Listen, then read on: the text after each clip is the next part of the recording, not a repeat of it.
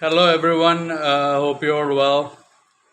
I have to first apologize for not putting Mike Procter yesterday. I didn't know about his death until yesterday after I put the video. So I'm really sorry about that. I already did send a message to all my South African friends apologizing. Obviously, I would have put Mike Procter if I had known about it. I only knew yesterday, late yesterday. So I'm really sorry about it once more. Early in my Legend series, I had put Barry Richards and Graham Pollock, and I was so tempted to put Mike Procter as well, and the three of them together. But then I thought I'll really go back to early ages and finish some other cricketers as well and come back to him. And it's weird that 2 3 days before I had actually thought of putting Mike Procter as well, and so untimely to hear about his death. He's someone that I grew up hearing a lot about, reading a lot about, and being a fanatic South African supporter. I read a lot about Mike Procter and I heard a lot about him from ex players, and I've seen clippings of him. So it's really sad. He was one of the true giants of cricket, not just South African cricket as well.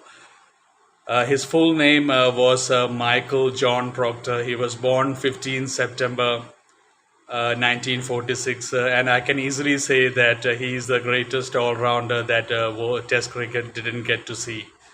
He only, because of the South African apartheid ban of the 70s, 80s, he only played seven Test matches, and he scored 226 runs, and he already took 41 wickets in that seven matches at an extremely astonishing average of just 15.02.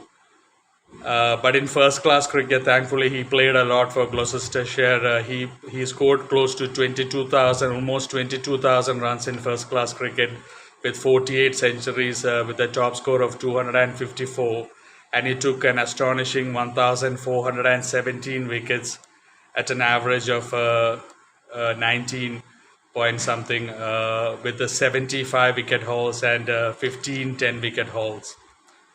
So, I mean, and one thing about Mike Procter, I mean, he is someone who could have played, he could have walked into any, he's one of those rare cricketers who could have walked into any test side in the world as a batsman alone or as a bowler alone.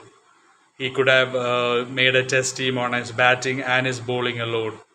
And he is one of those cricketers who could single-handedly win a match with bat or ball in hand. I mean, that is the best tribute I could give to Mike Procter. I mean, Gloucestershire. I mean, he was obviously born in Durban, Natal province, and he played first-class cricket. He played many years for Gloucestershire.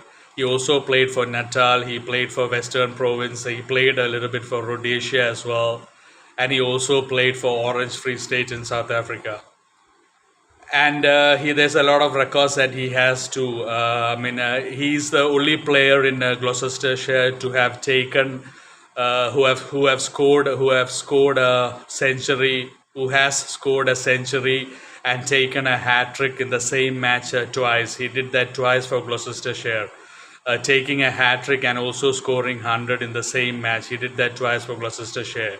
And he also has a record when he was playing for Rhodesia. He scored six consecutive first class hundreds, and that was a record. I mean, he was the only third player to do that in cricket, and one of them was Sir Don Bradman. And he has a lot of records. I mean, he once against in 19, he was a Wisden Cricketer of the Year, by the way, in 1970. And in 1977, there was a match against Worcestershire where he scored 100 before lunch, and he also went on to take 13 wickets for just 73 runs in the same match. I mean, that shows how stunning he was as an all-rounder. And in that 1977 Benson and Hedges Cup semi-final, 1977 against Hampshire, he took 4 wickets in 5 balls. He destroyed the Hampshire batting order, the top order, and those 4 wickets included his compatriot Barry Richards from South Africa, who was the opener for Hampshire, and also the great West Indian Gordon Greenwich. Two of them were in that 4 wickets that he took out of 5 balls in that semi-final. And in that World Series cricket as well, I mean, he played for the World 11, and he played 4 Super Test matches, and he averaged more than 30 with the bat, and he averaged like around 17, 18 with the ball as well. So he in one of the matches, he I think it was a semi-final, he clean bowled Sir Vivian Richards with a beautiful ball that came in, and the middle stump was uprooted. I have seen that video. You should please check YouTube for that. Mike Procter bowling Sir Vivian Richards, and Mike Procter. I mean, he had a very fast run up. He had a very aggressive, fast run up to the crease, and he was very chest on, and he had a very different action than anyone else. And a lot of people do think that he bowled with from the wrong foot, but he didn't actually bowl from the wrong foot, but it looked like he was bowling off the wrong foot. I mean, he released the ball before you would think the ball would come as a batsman. I mean, you can check on YouTube or anyway clippings of Mike Procter's bowling. He was really fast and aggressive to the crease, really fast, aggressive, and he used to bowl. I mean, he never really bowled off the wrong foot. I mean, Sohail Tanvir is someone who bowled off the wrong foot from Pakistan, who played for Rajasthan Royals in the IPL. But Mike Procter, when he bowled, it looked like he was delivering the ball from the wrong foot, but it wasn't. But it really looked, it's kind of very weird to say it is not from the wrong foot, but at the same time, it looks from like it was on the wrong foot, because he used to release the ball a few seconds before a normal bowler would. So, I mean, you should really check his bowling action on YouTube to get an idea of what I'm saying. Because a lot of people do think he bowled off the wrong foot, but he actually didn't bowl off the wrong foot. But it really looked like he was bowling off the wrong foot because he released the ball before. And he was very fast. And he had, I mean, he used to get a lot of in swing because of his action. I remember one of my favorites, Alan Donald, always talk about Mike Procter getting really big in swingers at his pace. He was deadly, and he had a fearsome bouncer as well, and he used to move the ball very late as well. And as a batsman, he was a very hard-hitting batsman, a very powerful batsman who used to play his shots. But at the same time, he had a very solid defense. I've seen his batting clips a lot. I mean, I always feel like I see a bit of Sean Pollock in his batting. As much as Mike Procter was aggressive and played powerful shots, he had a very good elegance and flair about his batting. Obviously shows he had a lot of talent for batting. He wasn't just a striker of a ball. And in all honesty, I would say that if Mike Procter had played enough test matches, he would have been the second best all-rounder in cricket ever after Sir Garfield Sobers. He would have definitely been a greater all-rounder than the great Imran Khan, the great Ian Botham, and Kapil Dev as well. Ian was a great Kapil Dev as well. Three of them have been the best three all-rounders after Sir Garfield Sobers. But Mike Procter, if he had played enough test matches, he would have broken all their records, and he would have been rated as the second best all-rounder after Sir Garfield Sobers. No doubt about it. A lot of people will say Jack Ellis got 291 wickets and 13,000 runs. He was a top batsman, but he took a lot of wickets as well. Credit to him, but he was definitely not someone who would win a test match for South Africa with the ball. But Mike Procter and these genuine all-rounders are people who can win a test match for you with the bat and the ball, and that was exactly what Mike Procter was. And he served, I mean, he was the first coach of South Africa after readmission in 1991, and to the tours of India, West Indies, and even the 1992 Benson and Hedges World Cup. Mike Procter was the coach of South Africa. He was also a commentator later on in that famous 1999 World Cup tie between South Africa and Australia when Alan Donald and Lance Klusener got run out. Bill Lawry and Mike Procter was in the commentary box together, so that was one big moment for him. He was also a chairman of the selectors for the South African team. He also served as a match referee and a lot of things.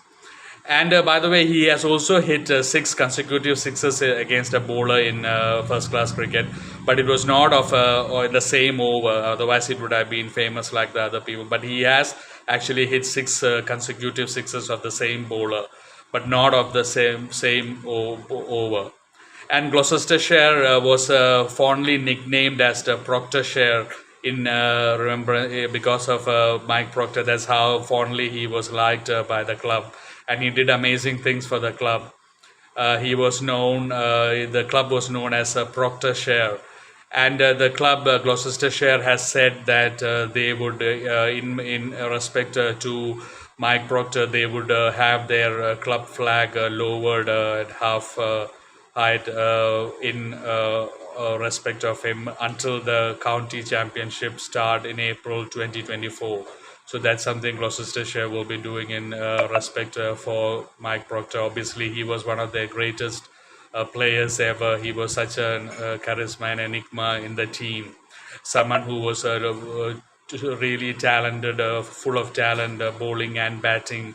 And it's just sad that like Barry Richards and Graham Pollock, all that's 1969-70 South African team. Mike Procter couldn't play more Test cricket. He would have been amazing. And by the way, I said he took 41 wickets in just 7 matches, at an average of 15.02. Of all the Test players, I mean that comes in the top 10. In the top 10, I think that average. I mean, normally when you say averages for batsmen, it says a minimum 20 innings to count it. I mean, otherwise someone could just have one good match and an average of high. So normally they say 20 minimum innings to calculate the average. But there wasn't any criteria in Mike Proctor's case because he had only played 7 Test matches. But his average of 15.02 was one of the top averages in the entire cricket history. So that is my video for Mike Proctor, who was an amazing player. Like I said, as a player who could have walked into any test side as a batsman and a bowler alone, and who could win a match with his bat and ball. Who was a really elegant player, hard-hitting batsman, but a very good batsman as well, and an amazing guy as well. I mean, seen him talk a lot on TV as well. Very friendly and one of the really inspiring people. So that is my video on Mike Proctor, and I just want to say thank you to Mike Proctor for everything he has done for South African cricket, for cricket in general. Even though test matches he couldn't play, it doesn't matter. The world got to see his talent because of his days at Gloucestershire. Thank you for all the great memories you have given to people. And for personally, thank you for all the inspiration you have given me. I mean, as a youngster growing up, reading about your history, about your heroics, about your bowling, the way you were.